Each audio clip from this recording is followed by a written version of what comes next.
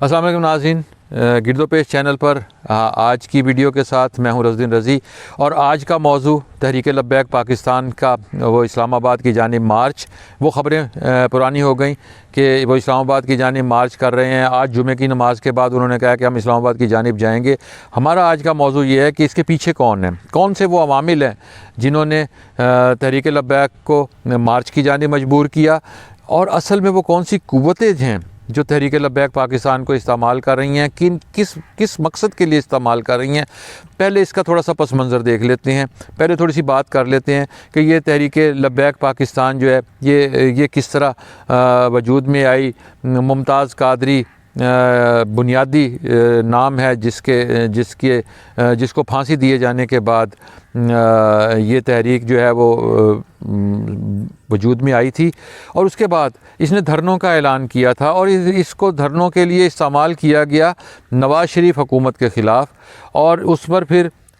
مذہبی جذبات کو ابھارا گیا۔ نواز شریف کے حکومت کے دوران جب انہوں نے دھرنا دیا تو وہاں پھر رقوم تقسیم کی گئیں لوگوں میں، اور وہاں یہ کہا گیا کہ ہمارے بھی جذبات کا اور ایمان کا حصہ ہے شان رسالت، لہٰذا ان کو پیسے دیے گئے جو بھی وہ آئے تھے۔ یہ ہم نے سب نے یہ مناظر دیکھے۔ اس کے بعد یہ تحریک جو ہے اسے انتخابات میں استعمال کیا گیا۔ انتخابات میں تحریک لبیک پاکستان کو ووٹ تقسیم کرنے کے لیے استعمال کیا گیا۔ ہر شہر میں، ہر قصبے میں، ہر محلے میں ان کے ووٹ ہیں۔ رسول پاک کی شان کے حوالے سے لوگوں کے جذبات کو ابھارنا کوئی مسئلہ نہیں ہے، کیونکہ ان کی شان ہم سب کے ایمان کا حصہ ہے۔ اس معاملے کو جب ابھارا گیا تو لوگوں نے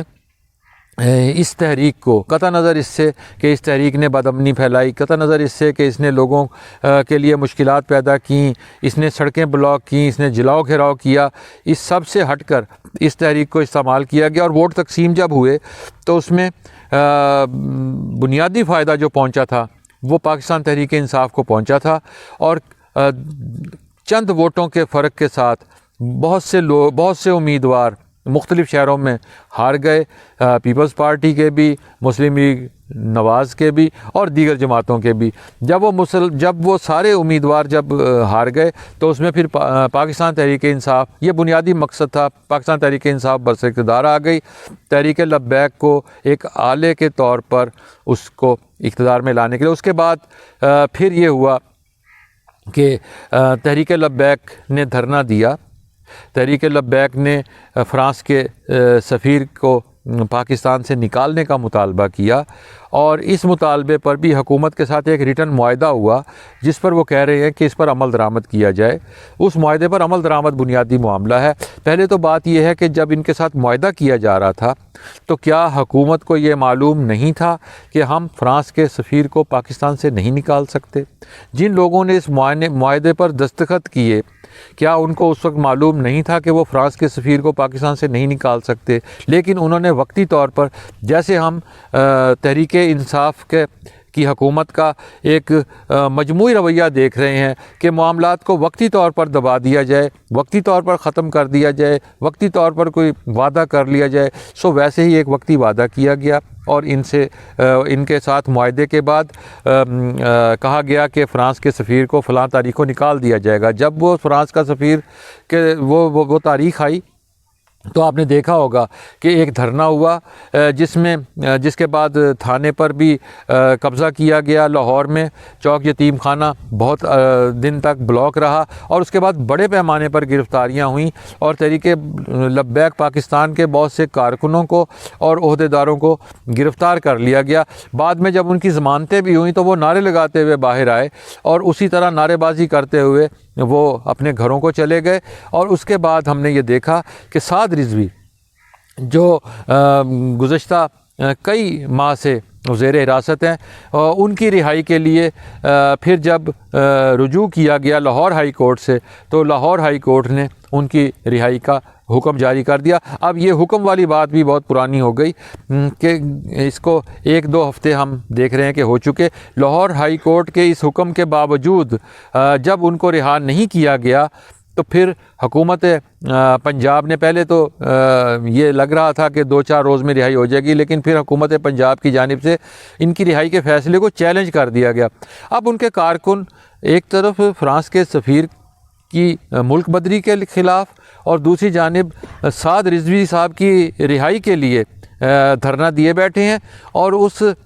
دھرنے میں ہم یہ دیکھ رہے ہیں کہ اب یہ نقطہ عروج پہ آیا ہے کہ آج سے موٹر وے بند ہو چکی ہے، اسلام آباد کی جانب مارچ ہو رہا ہے،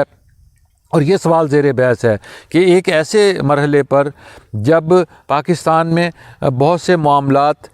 حکومت کے ساتھ، مختلف اداروں کے ساتھ تناؤ کا شکار ہیں، ایک جانب پی ڈی ایم متحرک ہو چکی ہے،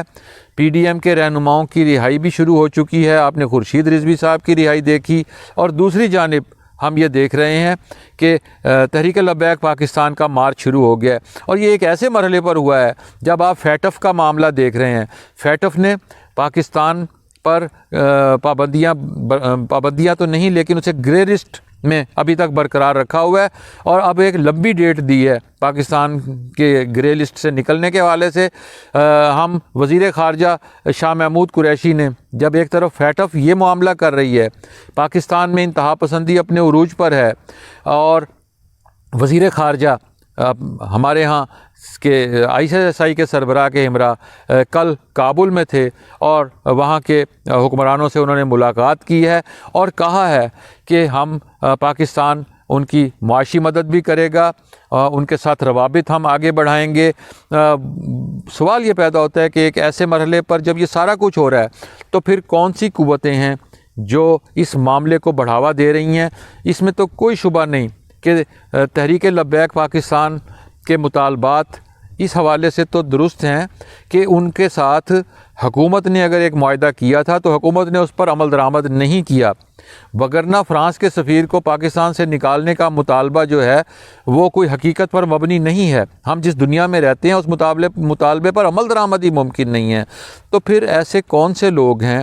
جو یہ بدامنی چاہتے ہیں، اور اس بدامنی کے نتیجے میں کیا حاصل کرنا چاہتے ہیں؟ یہ 1-2 روز میں چیزیں ہمارے سامنے آ جائیں گی، اور